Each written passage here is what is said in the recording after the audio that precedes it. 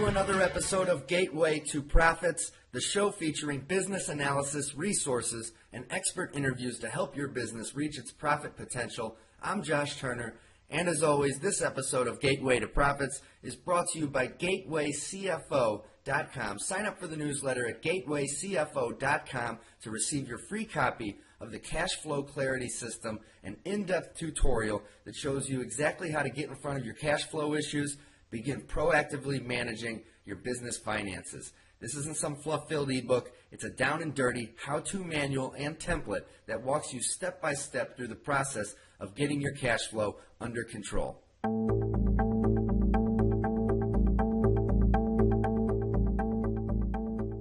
Today on the show, I'm very excited to have Russ Henneberry, the owner of Tiny and Mighty Media, a web design and internet marketing company located at tinyandmighty.com. Russ has extensive experience in SEO, social media, and business blogging, having marketed hundreds of websites on the internet since 2004.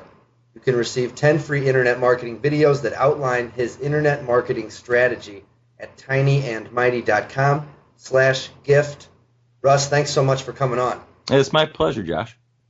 I'm excited to talk with you today because I know that the topic of internet marketing is something that virtually every business owner is wrestling with in some shape or form. And we know that only about 30% of businesses have an online presence.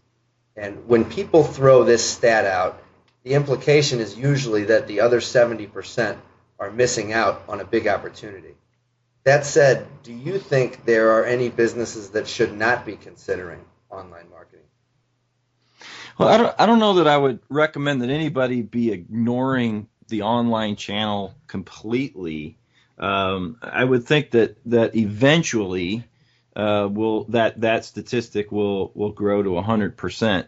The place what I would mention is that to what degree is a particular company or organization building an online presence, and the reason I say that is that so many of us think that building, say, a presence on Twitter is requirement. This is a requirement, and it isn't. And, by no means is building a Twitter presence a requirement. However, so the way that a lot of companies or organizations react to that feeling of pressure to get a Twitter presence or Facebook presence or a blog presence or whatever is that they just create an account with that channel, and then they don't tend to that channel, so they just sits there. Yeah, they build a blog and they don't ever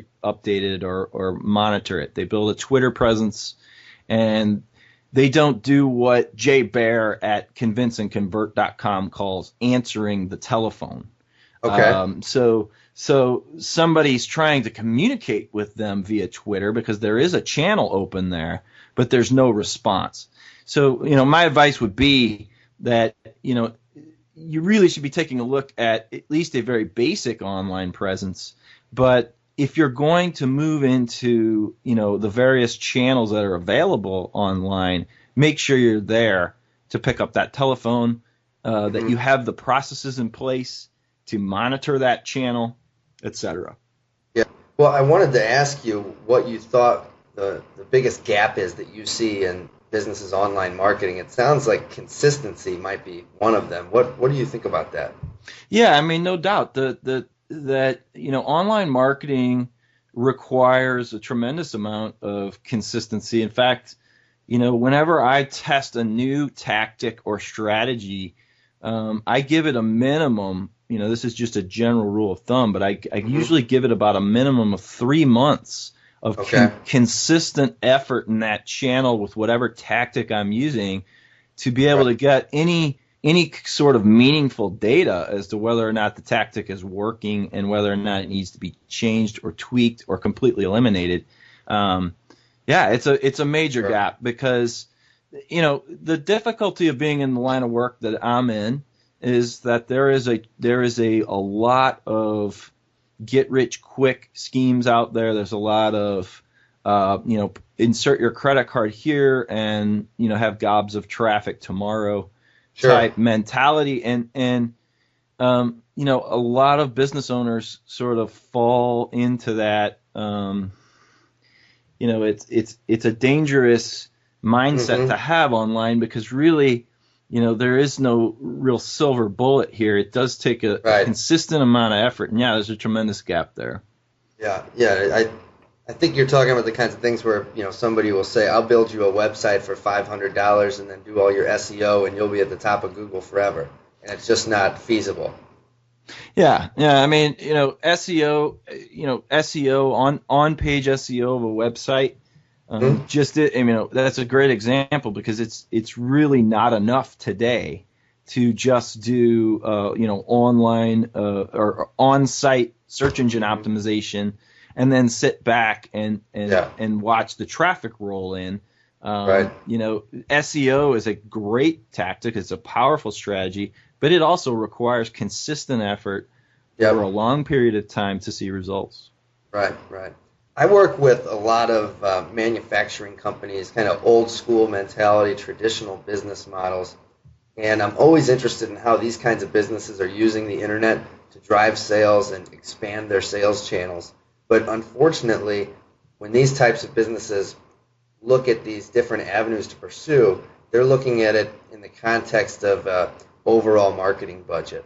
And I think a lot of them look at it as a this or that, or an either or scenario, as a choice between, do we want to take some money off the table with our traditional marketing and use it online? How can these kinds of businesses that are using traditional ad and marketing models still, how can they integrate these with online marketing as opposed to viewing it as a choice between the two? That's a great question, because the knock on all forms of advertising and marketing has always been that the old, I know about half of my marketing is working, but I don't know which half it is, because it's so difficult to measure the impact of a print ad in a newspaper, or a television ad, or a radio ad.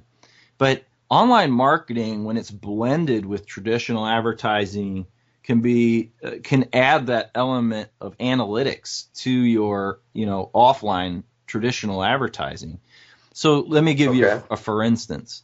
So one of my clients is running a series of print advertisements in our local newspaper here in St. Louis.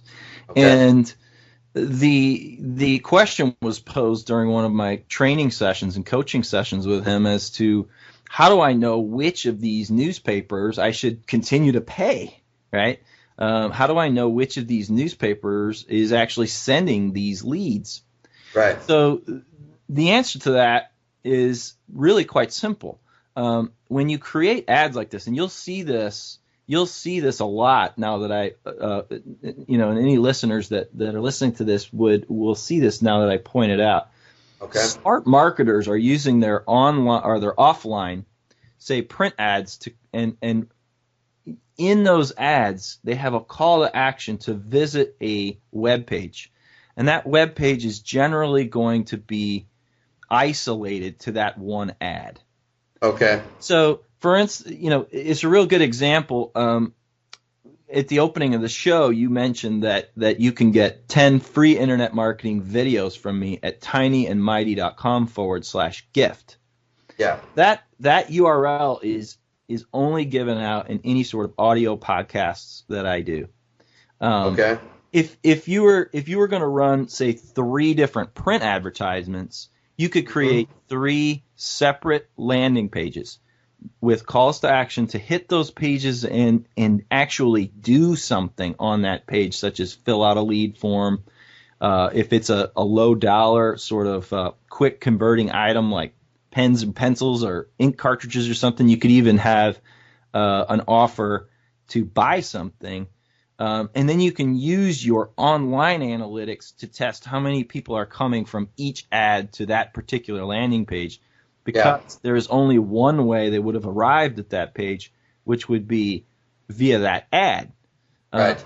So you can do the same thing with direct mail. You can do the same thing with radio spots, television spots, but running people to custom landing pages that are only given out by those ads, and then using the analytics to determine how many people are arriving to that landing page, and then if you want to take it a step further, how many people are actually doing what you ask them to do on that landing page, also called conversion.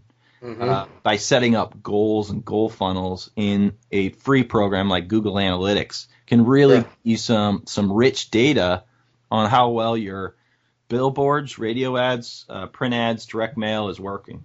Yeah, that's really smart stuff. Because at that point you can really drill down into your demographics of who's even coming into your site from which publications, and even focus more. Jumping to the other side of the coin here, we talked about which businesses should or shouldn't be getting involved in the internet. Are there any businesses that you see as a good fit for doing nothing but internet marketing, leaving all the other stuff behind? Well, if you visit my site, I talk quite a bit about what I call a tiny business. And a tiny business is something that's smaller than a small business. The Small Business Administration defines a small business. One of the more common delineations for a small business is $7 million in annual sales. Another common delineation is under 500 employees. This cuts out about 90% of the businesses in the United States are solo entrepreneurships, and aren't anywhere close to 7 million in sales. 500 employees. Or 500 employees. It's them versus the world. And these businesses are such a backbone to the U.S. economy, and they really have to figure out a different way to fight against larger competitors. So, the beautiful thing about running a solo entrepreneurship today is that you can market and sales using almost no money. It is going to cost a tremendous amount of sweat, but in terms of actual investment, I've never run the numbers on this, but I think I got my company started 3 years ago with about $500, and that was with incorporation and all of those things. And so when we look at very, very small businesses, I think especially staying out of those very expensive advertising methods such as print ads, television, radio, they're almost just not even available to a tiny business owner. Now that's not to say that your entire strategy should lean on the internet. I advise people to get out of their office and get out of their house or wherever it is they're working and do a lot of networking as well, because it is such a low cost way to get the message out about your business. But between online marketing efforts and offline networking, you're spending almost no money, and you're able to compete today because of these low cost methods of reaching so many people. Sure. Russ, I've worked with you. We've known each other for a little while. I know that you have I don't want to say a more balanced approach than other people that say they do what you do, but at the same time, I feel that you kind of do, because you don't just have the understanding of the tools and the technical side of things, but also an understanding of customer psychology and what's going on in people's heads when they're deciding to buy. Why is this something that you've put such an emphasis on? Why do you find it to be important in internet marketing? Well, because when people think that the internet has changed, so much of the way that business works, but and it really has. I mean, there are certain aspects of it that have changed quite a bit, but the very end result of running a company that's able to keep the lights on is that you're able to generate sales. And in a nonprofit sector, it would be donations or But it doesn't matter what you're selling, whether it's, tickets to an event, or, just you're selling your blue buckets, or you're selling a cause to someone. In the end, we're still selling. And I talk about 3 stages that actually I first heard this from Chris Garrett at chrisg.com. Okay. And Chris Garrett talks about the ARC method, which is 3 stages of moving people through 3 stages in successful internet marketing. The first one is attract. So in the attraction stage, you're just trying to generate attention. You're trying to generate eyeballs. And you're trying and if you want to talk about it in terms of a website, you're trying to generate page views. You want more page views. And then the second stage is to retain that traffic. So if you're able, and most businesses can't get past number 1. They can't attract. And just to back up a second, in the attract stage, you're looking to learn things like search engine optimization, the pay-per-click model, how to drive attention off of social media sites and onto your website. And those kinds of strategies. You've been doing some guest posting, Josh, which is a great way to just generate and attract attention to what you're doing. Sure.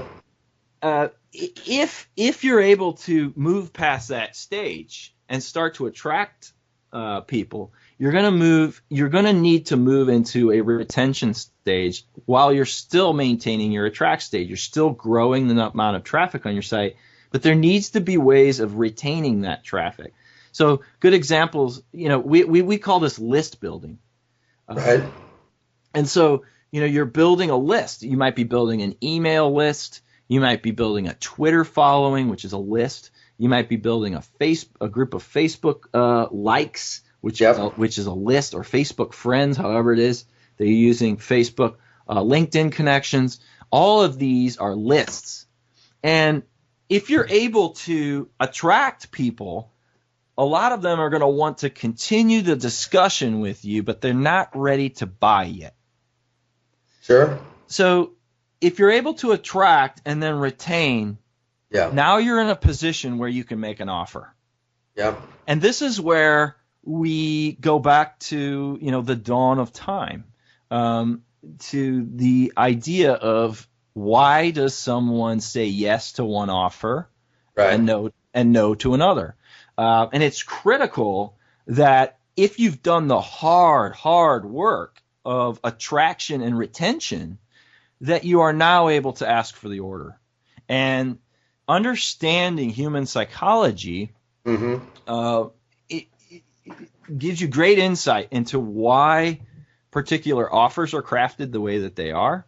Once you learn these basics of human psychology, you'll start to see them everywhere you go, because good copywriters, good marketers, good salespeople, they understand these concepts of human psychology and why one person would say yes to an offer while another offer would just fall flat. Sure. And I think it's, if I'm hearing you right, you're saying that understanding the psychology of what's going on in your prospects' heads is what will get you from attract to retain, and then that's what will get you from retaining to converting that to sales. Correct. Yeah, and so, you and I have talked in the past about testing different landing pages and things of that nature. Can you talk a little bit about how that works? Well,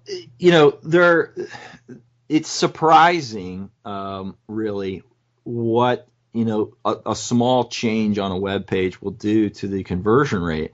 And once you get to where you've got an ample amount of eyeballs and you've retained an ample amount of attention, now it becomes sort of like in the game of baseball, just increasing your batting average.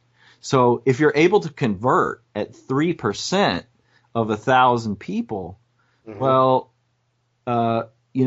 drive it, making some changes and figuring out why your offer is only converting at 3%, and the result being to convert at 9%, you've just tripled your revenue. So, you know, Yeah. testing landing pages is something that you know, if you're at the attract stage of things and you don't have you know, a set of eyeballs, it's probably better to put that on the back burner until you do get some attention. If you're unable, Sure. if you're still working on retention, concentrate on that. But once you've done those two things, and you put that offer out there, and you're able to put some eyeballs on that offer, well, now you know it becomes a sort of a pipeline equation where you know you can do one of two things to increase your revenue. You can either put more eyeballs on there at the current conversion rate, or Sure. you can put the same amount of eyeballs at a better conversion rate. And you know, my advice to you is to do both. You know, continue to attract and grow your following, while also learning why is your page only converting at X%, and it can always be tweaked and changed and tested and improved. Sure. Right. You know, taking advantage of all of these different tools on the internet, we've talked about a lot today so far. For a lot of business owners, I think they look at all these different things going on, and we talked about this a little earlier with everyone. You know, you don't have to have a Twitter page. You don't have to get on Google Plus. You know, do the things that make the most sense for your business. But, you know, all that said, I think a lot of business owners still look at it all, and maybe the reason they're in that 70% of people that aren't doing anything is because it's the deer in the headlights thing. You know, they feel that they just don't have the resources to do it all. I mean, what would you say to those people? Well, what I would say is that the internet works fine without you understanding how it works. So, okay, you know, Google works whether you know how it works or not. And there are all of the things that your mother taught you as a child apply here. If you're going to do something, do it well, do it right the first time, right? If you're, you know, if anything worth doing is going to be hard, it's going to take effort, you know, for people that feel overwhelmed with the number of different shiny red balls there are in terms of, you know, marketing tactics, I would tell them to understand, you know, only the fundamentals of how internet marketing works, and how marketing works in general. And a lot of that is that, you know, sort of, it's wrapped up in that ARC method, you know, at the attract stage, which is where 99% of people are stuck.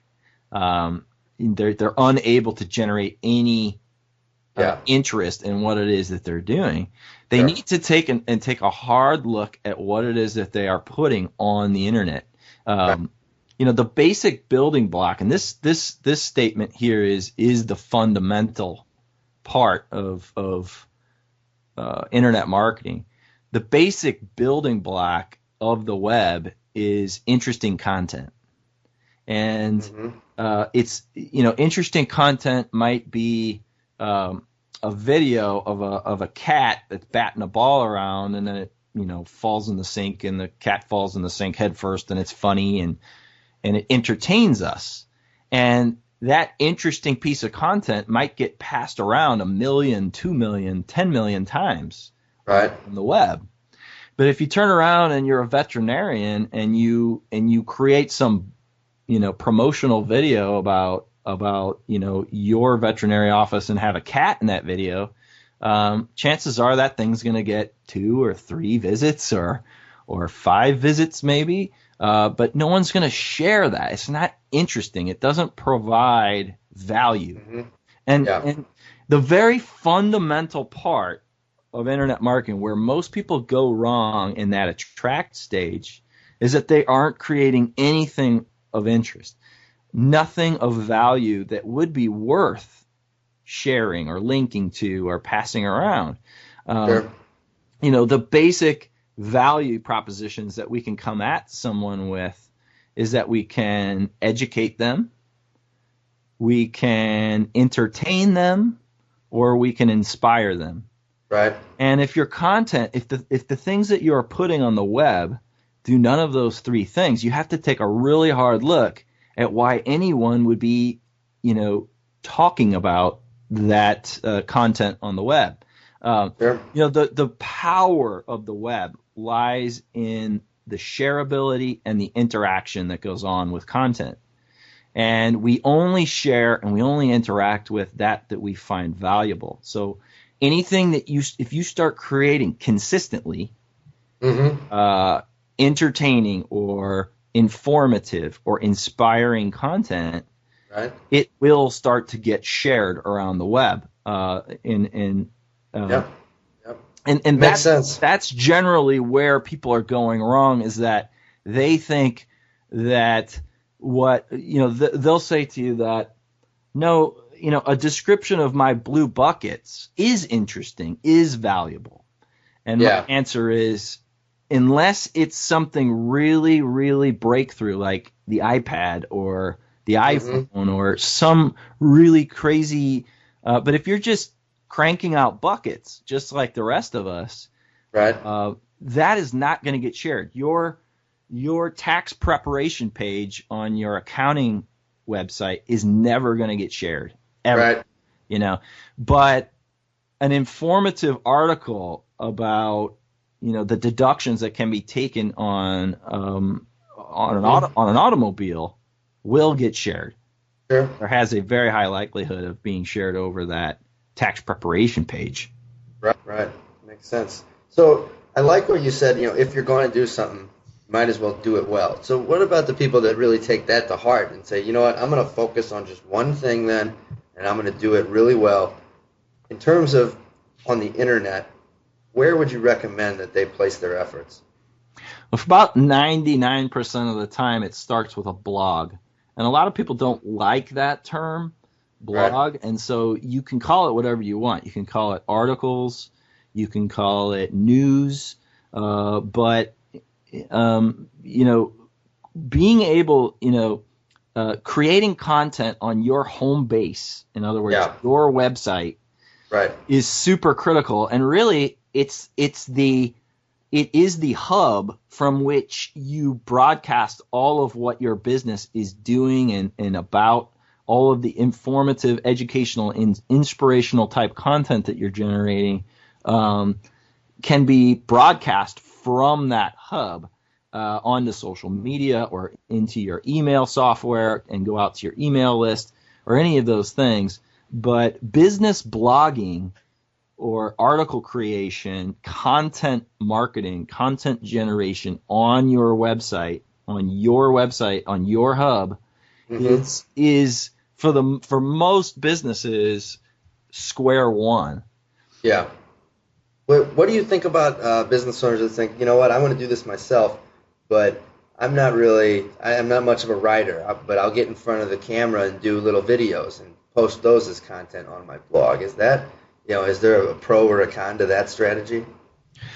Well, video marketing is very hot, and Google, with its acquisition of YouTube, several years ago, just confirmed to everybody that video was a very viable strategy, along with audio, images, and text, which are really the four different types of content that you can generate for the web.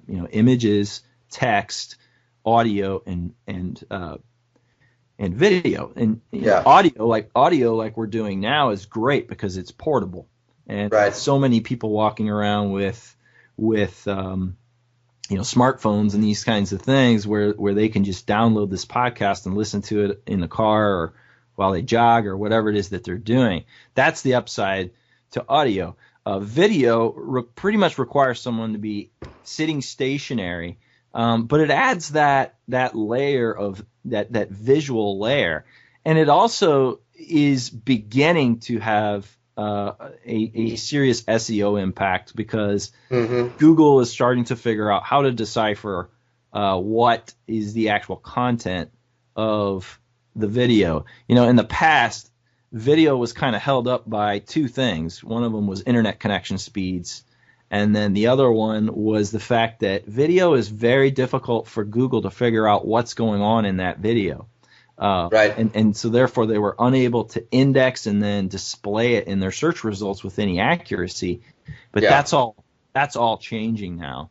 And the other recommendation, just in a general sense, for people that are not tech savvy but that believe and have bought into this content strategy idea, once they're sold on that, the first question that I always ask people when I'm getting ready to embark on a training or consulting or any kind of project with them is, if you needed to make a change to your website, what would you have? Could you make that change? And if they say, no, I can't make that change, I'd have to call the guy to get that change made. That's the answer that means you're on the wrong website platform, or you need to get access to the website platform that you're on.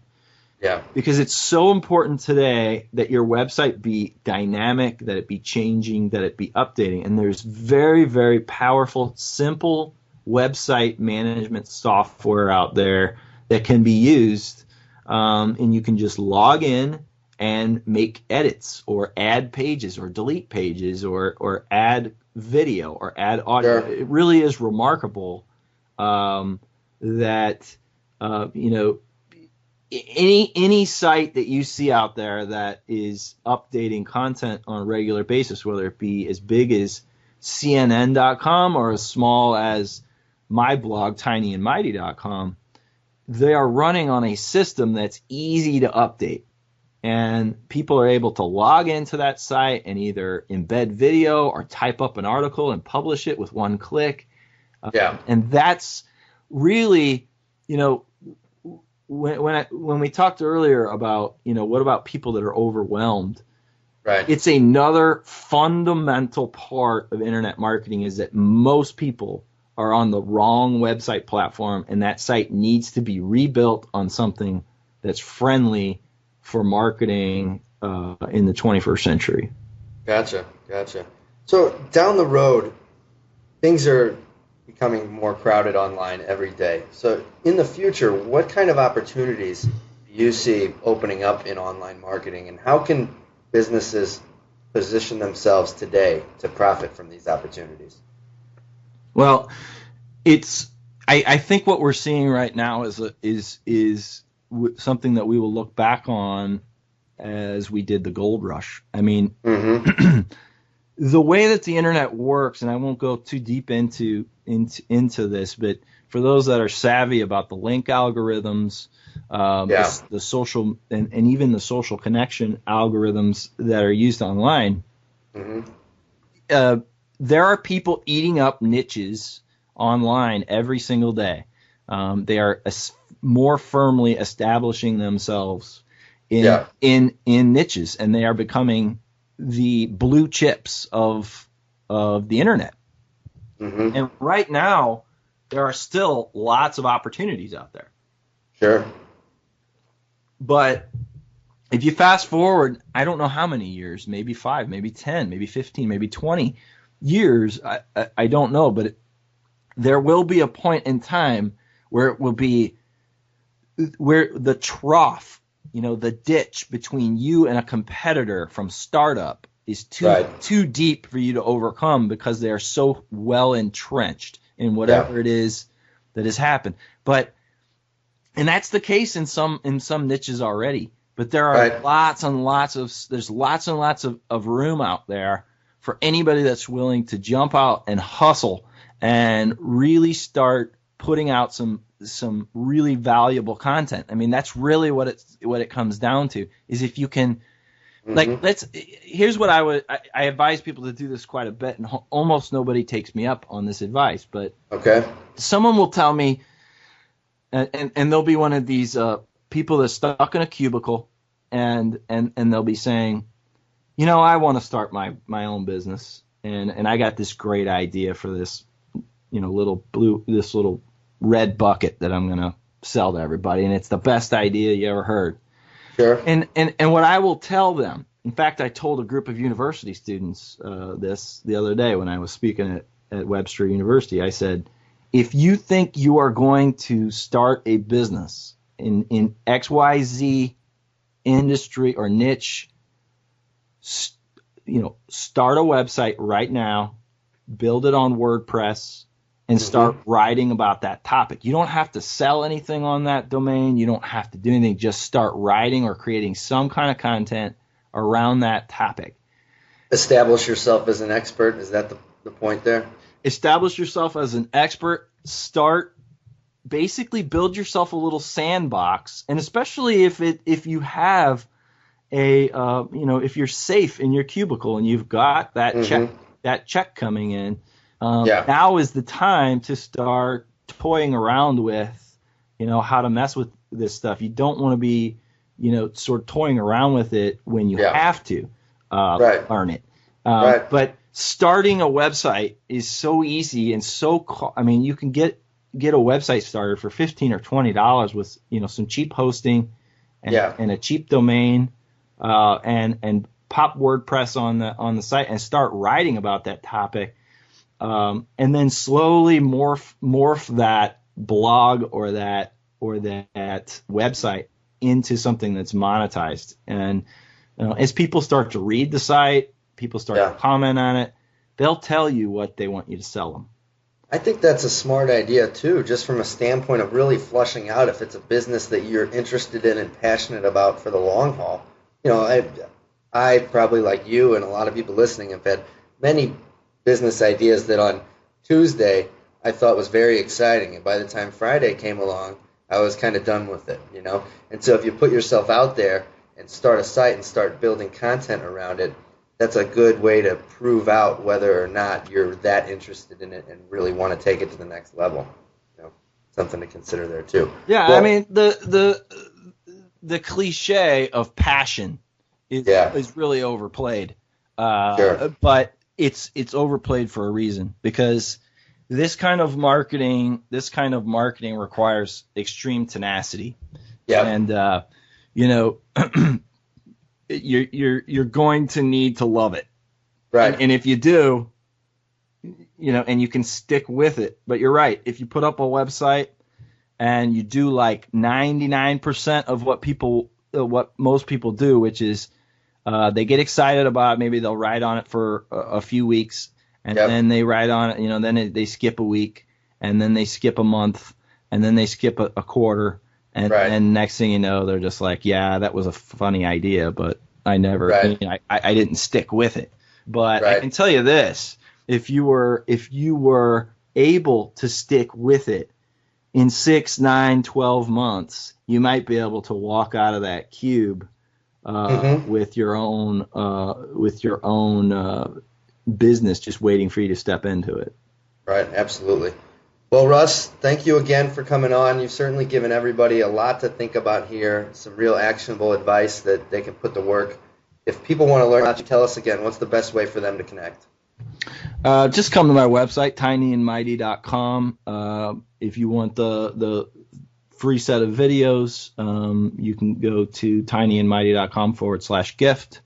And from there, you can find me on just about any social media channel. You can join my email list, etc. Great. Well, once again, thanks very much for your time today, Russ. Hey, it was fun. Thanks, Josh.